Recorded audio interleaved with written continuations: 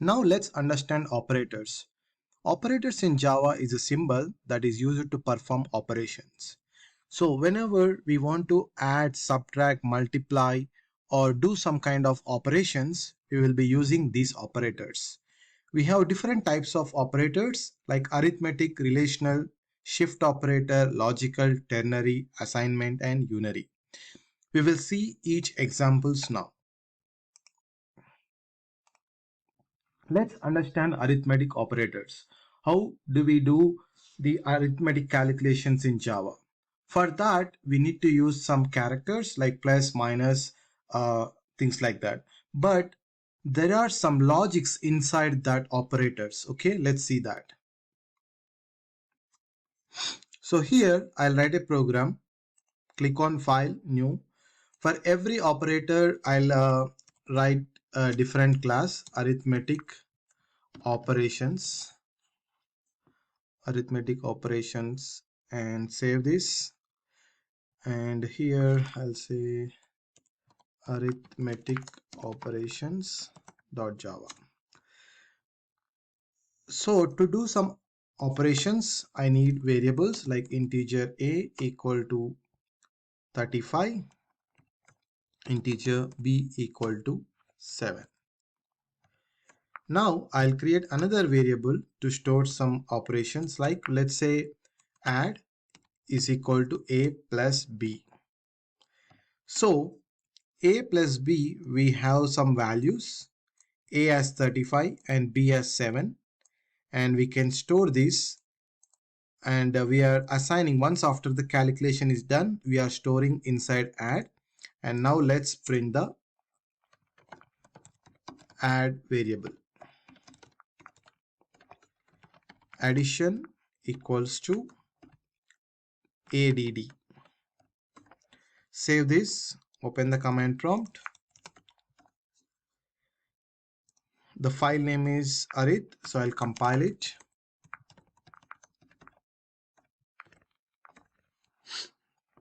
Compilation is done, and now execute it.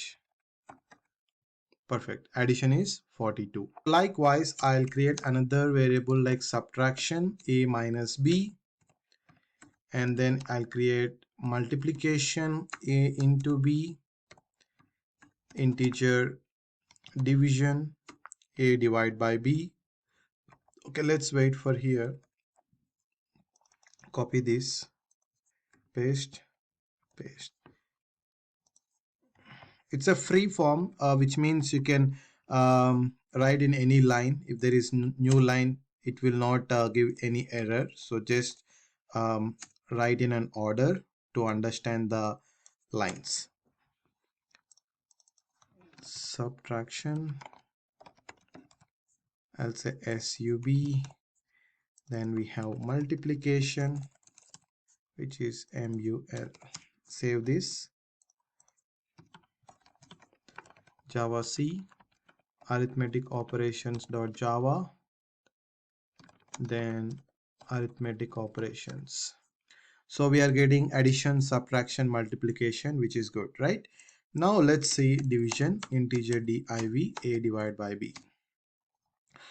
So a divided by b, which means 35 divided by 7. Okay, so this is a division. Whenever you are using dividend operator, it gives the quotient, right? So let's see that.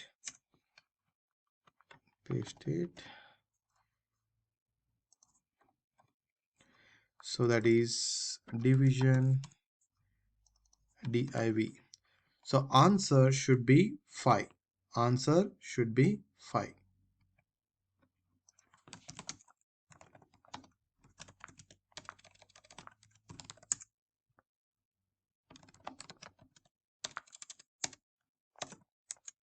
Answer is 5.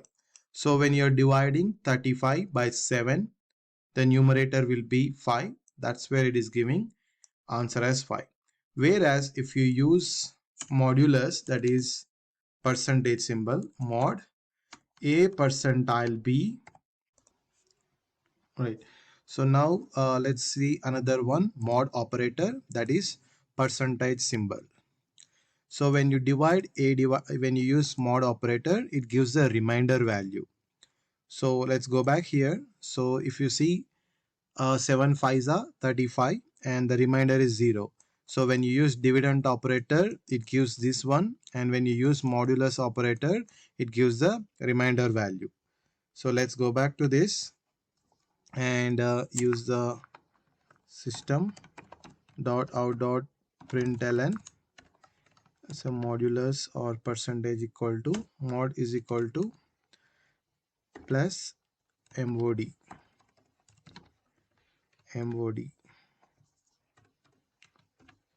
Save this, execute.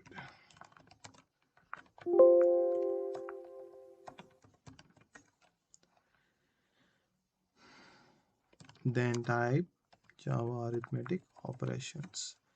Mod is 0. Now let's say if I put 36, okay, if I keep 36, the division will be still 5, whereas modulus should be 1, because the remainder is still 1. 7 5 is 35 and the remainder is 1. Java C arithmetic operations dot Java, and then execute arithmetic operation. Mod is 1, which is good, right? And here sometimes no, if you don't want to create a variable, you can directly call it, which means I can take this variable out and simply in the open close parenthesis you can say a percentage b, right?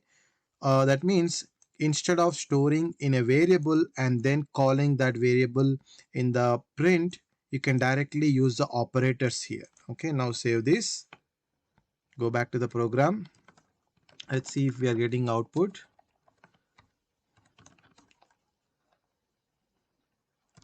Java arithmetic operation. So we are still getting the answer as 1. All right. Now let's come back to the another operator called relational operator. A relational operator is a symbol which defines some kind of relation between two entities. So when you want to compare some values, you will be using these operators. So let's come back here. I'll create another file, new, Java. I'll say relational operators example. Save this. Whenever I save, I just copy this, and while I'm saving, I just paste the file name and save it. So here I'll use some variables like a equal to 10, integer b equal to 20, and I'll say system dot out dot println. If I store integer c is equal to a greater than b, let's see what error we will get. I want to print the value of c. C value is equal to plus c. Okay. So if I use this, I might get error. Let's see why.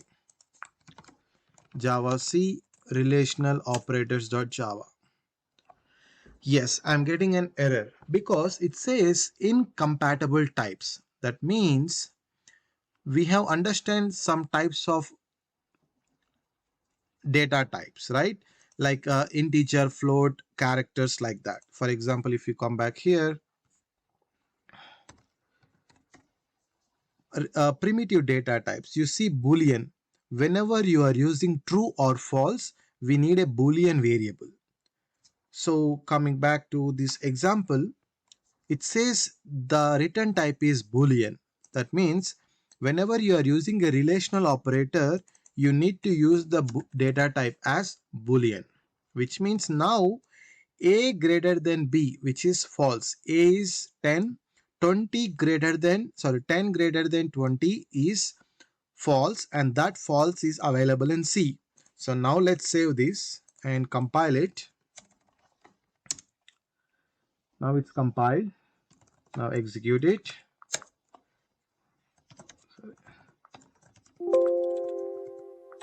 Take out the class. Now you are getting C value is false. So remember that whenever you are using relational operator, we will get the result as a boolean. So I'll just keep it like this, and I'll use another operator here, system.out.println, greater than symbol, which is, or I'll say, I want to check the greater value. Okay, checking greater.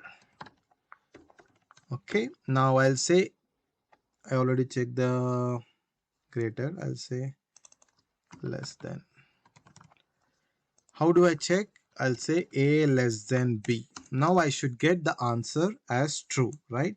So if you're getting confused, I'll create a variable D equal to A less than B. Simply write D value equals to plus D. Okay, now save it. Likewise, let me create all the other operators. Boolean E equals to A less than or equals to B. Boolean D F equals to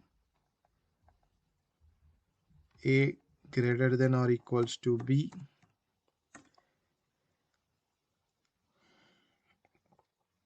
And then Boolean G equals to A equals to B.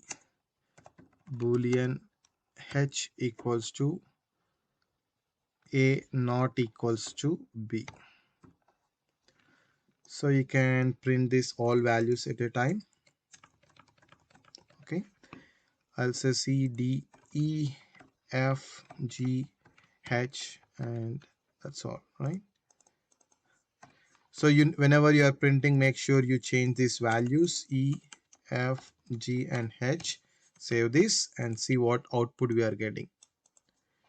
Java C relational operators dot Java, and then relational operators dot class.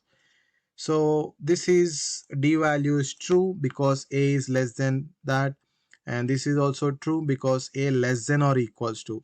Either it can be less than or equals to, right? And then we are getting false, false, true. Why this is true? Because both are not equal. Whenever you are checking both are not equal, you can check this way: A not equals to B. All right. Now let's see another example. Shift operator. In real life, we use very less in a programming in the real-time applications, this shift operator. Mostly we need to learn this shift for the any quiz competitions or things like that, right? So to understand this Java left shift operator, this is, you can see, less than, it shifts all the bits, but we need to understand what are bits, right? So let's come to here. Here we need to find a numeric value. For example, I have given the number as 10.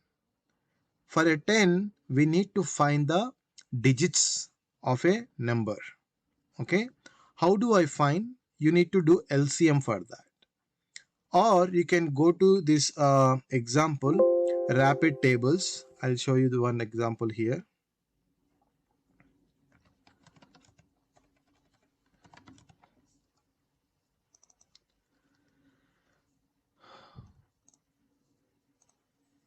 All right, I'll paste this link.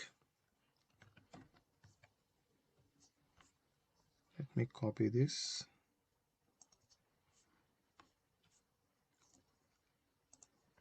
Paste this link. All right, I want to find that from the decimal I need the binary. So decimal value of 10, I need the binary. You can see here I'm getting the binary number as 1010, but every integer or every decimal should contain 8 bits. Okay, so if you see this diagram, come back to this 1 0, let me highlight this, 1 0 1 0, right? So these are the 4 bits. So since I need 8 bits, the left side values I have considered it as zeros. Now the left shift operator, whenever I say a left shift 2, that means the two digits on the left side is taken away. These two digits are taken away. So now we got only 6. Then what happens? From the right side, here you are injecting 2 more numbers. We need a total of 8 digits. But when you taken this out, it inserts 2 more from the right side.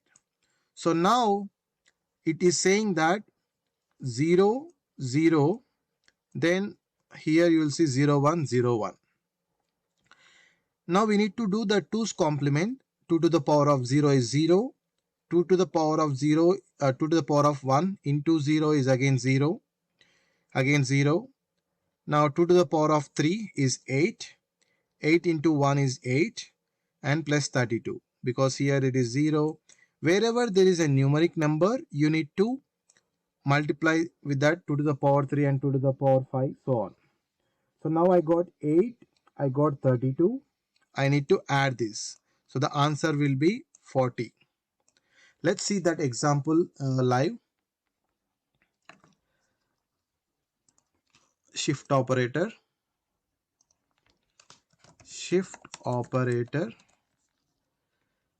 I'll consider this as a equals to 10, integer a equals to 10, and I'll say integer b equals to a left shift 2. What happens when you say left shift 2?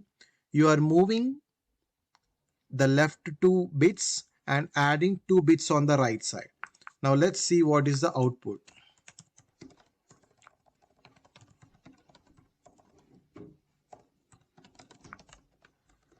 B value is equals to plus B. Shift operator. Go here, Java C, shift operator dot Java shift operator. Answer is 40. So hope you understand the difference of shift operator. Next, logical operator. Logical operators doesn't check the second condition if the first condition is true, which means whenever you want to check multiple expressions, you will be using this operator, logical operator, which is very easy. We'll see. I'll just say new logical operator. I have okay, integer a equals to 30 or a equals to 35. Integer b equals to 10, or let me write directly, system.out.println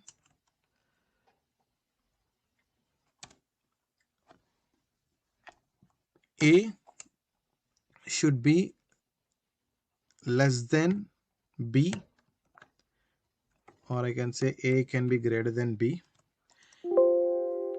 I'll say logical operator. What will be the output? Logical operator. Java C logical operator dot Java.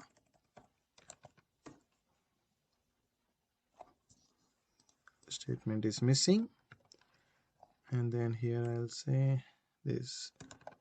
I'll say logical operator. It's true because 35 is greater than 10. And now I'll say and tile B should be 0. I'll keep it in the open close. So A percentile B, which means when you divide 35 by 10, the remainder is 10 threes are 30 and remainder is 5. So 5 equals to 0 is false. So when both the conditions are true, then the result will be true. So save this. The answer should be false.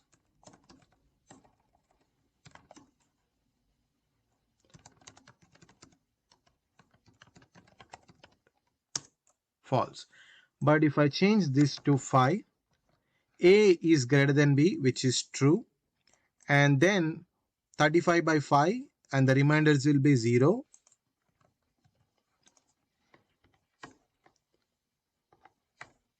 True. Also, if I say 50, A greater than B, which means 35 is greater than B or 50, which is false. So when the first condition is false, it will not check the second condition. So this might be interview question. Will it check the second condition if the first condition is false? The answer is no. So when you're using logical operator, if the first condition is true, then only it checks the second condition. Next, we will be using Java ternary operator. Ternary operator is used as one-line replacement for if then else. We have not seen if else statement, but in a C program you might be seeing if and else. So whenever some condition is true, you want to print something. When condition is false, you want to print something, right? So then we will be using this ternary operator. This is the only operator which use 3 operands. Okay, so A less than B is one operand, and here you will see A and B. So here in ternary operator, let's see one example. File, new, Java. I'll say ternary example or ternary operator. Copy this, save it.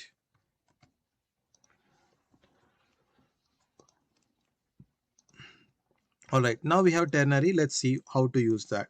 I'll say integer a equals to 10, integer b equals to 20. So what I'll say, a greater than b, if condition is true, I want to return a, else you want to return b. You see this example, a is greater than b. When this condition is true, it returns a into this bigger value.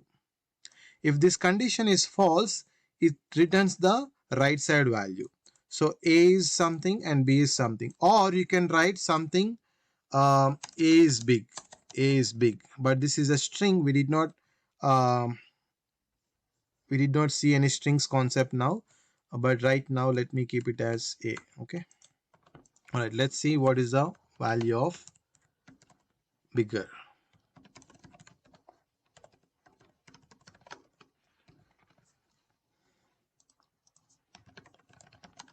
Ternary operator.java ternary class 20. So 20 is bigger, a greater than b, which is false. That's why it is printing the right side value. And if I change this to less than, compile it again,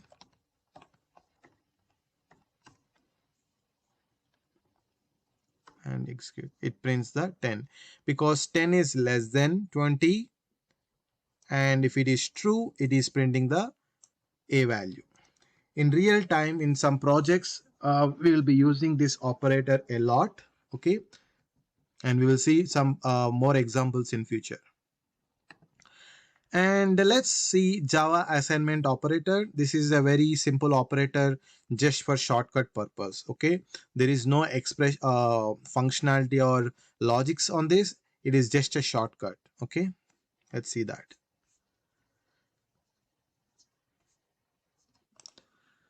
File, new, Java. I'll create assignment operator or shorthand operator. Some people call shorthand operator. Save this. All right, now I will do integer a equals to 10, a equals to a plus 5.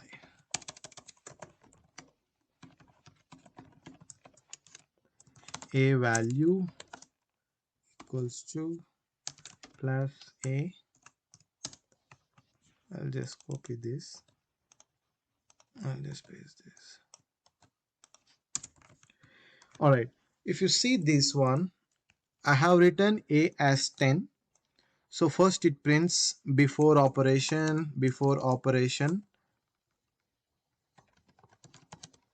a value equals to something, right? So that is a is nothing but 10, it prints the 10, fine.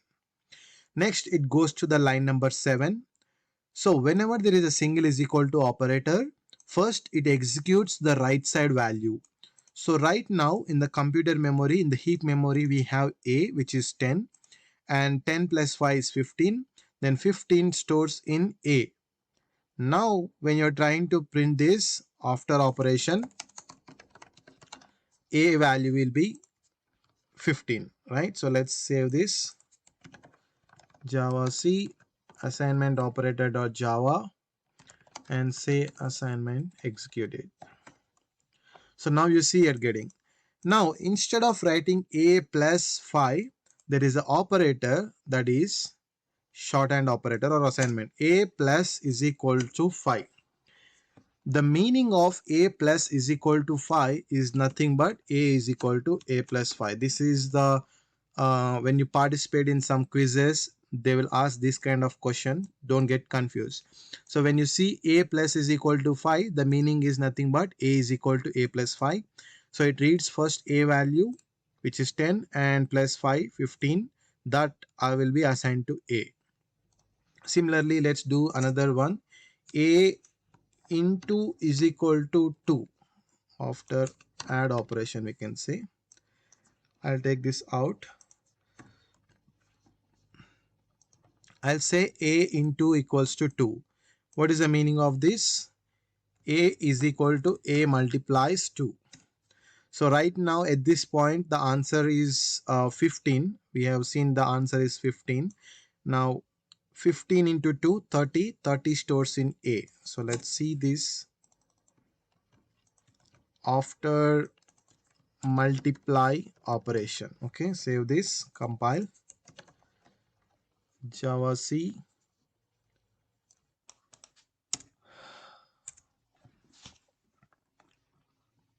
semicolon is missing here.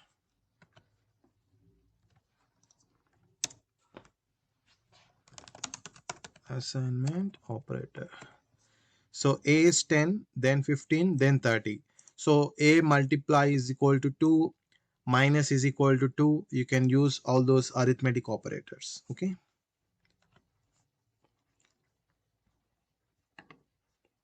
So we have seen assignment operator. Now let's understand Java unary operator. And within the unary operators, we have increment and decrement operators. And we have the inverting the value of Boolean operator by using the exclamation. Let's see that example.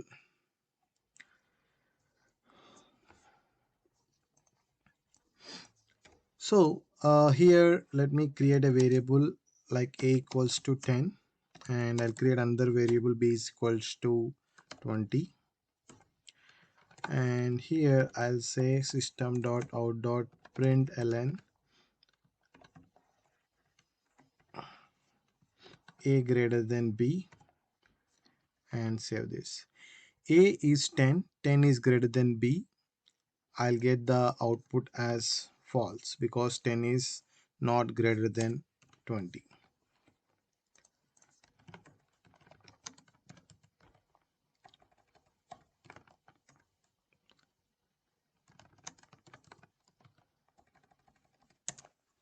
Yes.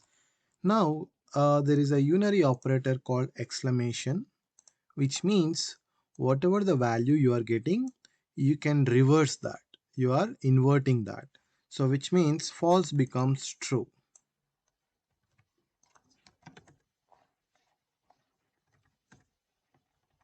Sorry, I need to compile.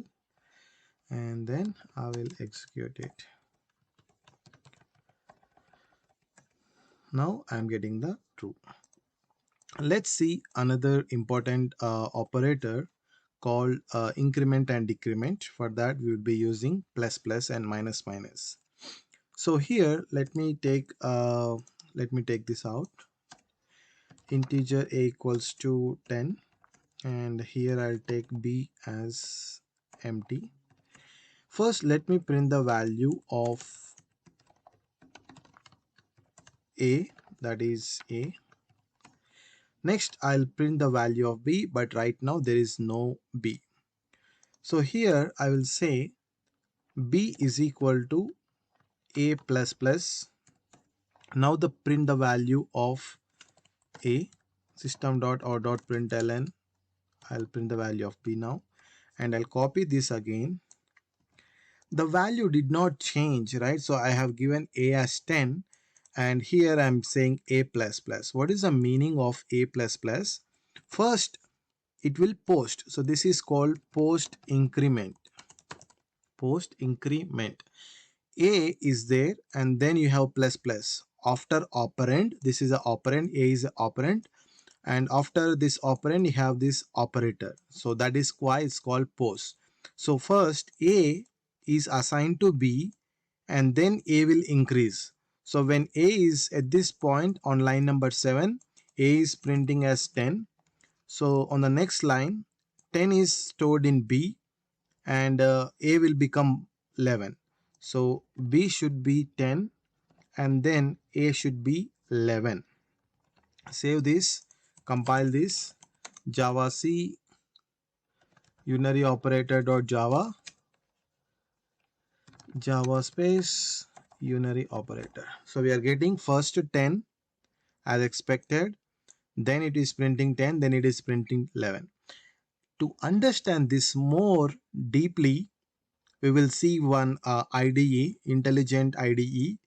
Okay, or let me say, if I just say plus plus a, this is called pre-increment. Okay, let me comment this out first. Cut this here, I'll say, okay, b is equal to a plus plus, this is post increment. Instead b equals to plus plus a, this is called pre-increment, which means first it will increase the value of a, that means a becomes 11. 11 is assigned to b, that means b is 11 and a is 11. Save this, compile again, java c unary operator.java, and then execute unary. So 10, 11, 11. So as we discuss how exactly this happening, there is a IDE which helps us to understand the flow. That is nothing but Eclipse. Okay, so there is a video on the link how to download Eclipse IDE. You can download that, and here let me open this Eclipse. And in every company for a bigger projects, the developers will use some different IDE like Eclipse, IntelliJ, Visual Code, etc. So I'm using Eclipse in this demo. This is an open source, which means you can freely download. And how to download and how to install, I have given a link in the description. Eclipse is an IDE that will help us to do the development more faster, and to debug how the application is running, how the program is running, where is the error. This Eclipse IDE will help a lot. Okay, let's create a Java project. I'll say first project. Generally project name you can mention smaller case. I'll say first project, and here it says I'm using standard edition. Okay, click on next, and click on finish, create.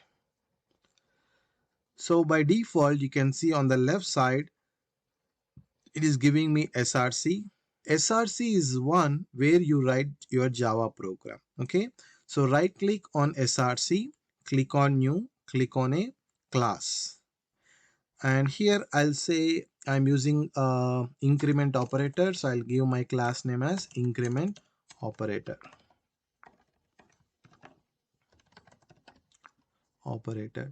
And here you can include your public static, your main function, and click on finish. All right, now you can see this Eclipse will help us to write our program faster. Why? Because let's say I want to write system.out.println. So simply you can say sys out and space, do control space. It is generating the method. Okay, this is how you can develop fastly. Now I want to understand how the flow of this increment post increment is happening, right? So I'll go here, I'll create the same thing, or I can copy paste the same code. So it should be 10, 10 and 11, right? Now let's see how to debug this, how exactly it is happening. We will see. So on the right side you can see there is one function inside your class, and here let's put it a breakpoint, or a toggle breakpoint. Toggle breakpoint means you are stopping the flow and you want to see step by step how the execution is happening in Java, right? So you can see a small dot here, and right click on the program. Instead of run, you say debug. Debug is something you are trying to analyze your code, how it is executing. Click on allow, and it is saying switch to this perspective. Perspective means it's a view in the Eclipse. So it shows on the left side it shows the function, on the right side it shows the variables. You can see in a program you have a equals to 10, a equal to 10, and then you have b, but for b there is no value yet, right? Right now the flow is on line number 8.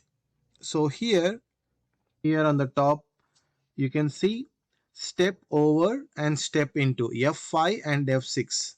I want to go to the next line. Just here you can see there is an option here, step over. Okay, so I click on that. That means line number 8 is executed. When line 8 is executed, you can see whatever the value is there in the heap, a is 10, 10 got printed. Next, system is trying to execute line number 9. So go to the next step. When line 9 is executed, A is 10, 10 is assigned to B. Okay, now B is 10. After sending A value to B, A value got updated. Now you can see B is 10, A is 11. So after posting the value of A to B, A value will be updated. Okay, now A is 11, B is 10. So I'm printing the value of B, line number 10. Okay, line number 10 is executed. Then I'll go to line number 11. Line number 11 also executed. So this is how you can understand the flow. Now let me do the same thing with the pre-increment. So I'll say plus plus A. I'll just put it as pre-increment. Again, right click, run debug as Java application. Okay, it will start from the beginning. So right now A is 10, no output yet. Click on the next step, step over. So first line number 8 is executed, so it is printing 10.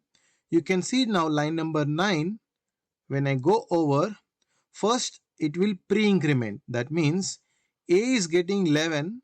After increasing the value of A, then it will assign to B. That's why the B value is 11. Pre means it will first increase and then assign. Then it will execute next step line 10 and line 11. Okay, you see the output as 10, 11, 11. So this is how you can use pre-increment or decrement. Decrement is minus minus.